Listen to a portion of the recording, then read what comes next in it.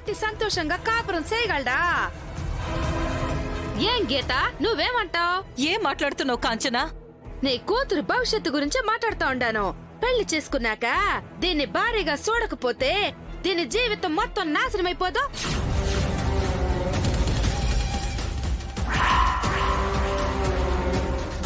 అప్పుడు ఇటు పెళ్లి కాని అమ్మాయి కాదు, అటు పెళ్లైన అతనికి భార్య కాదు. ఏమండోయ్, మా అల్లుడి వ్యక్తిత్వం గురించి మీరేం చెప్పనక్కర్లేదు.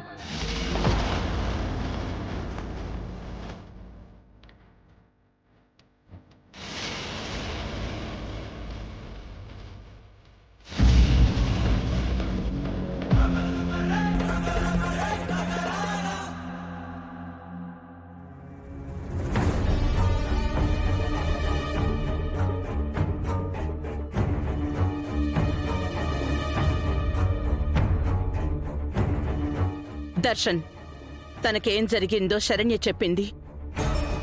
నా నిర్ణయం ఏంటో నేను చెప్పాను. వాళ్ల అనుమానాలేమిటో వాళ్ళు చెప్పారు. ఇప్పుడు మాట్లాడాల్సింది నువ్వే. ఎందుకంటే ఇది నీ జీవితం, నీ జీవితం.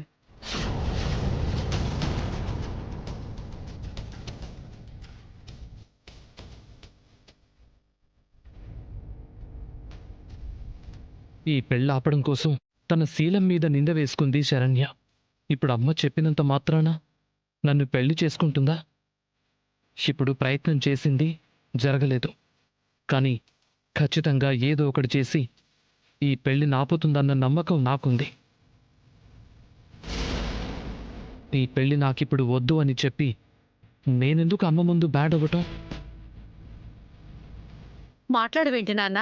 చెప్పు, నీ నిర్ణయం ఏంటో చెప్పు నాన్న.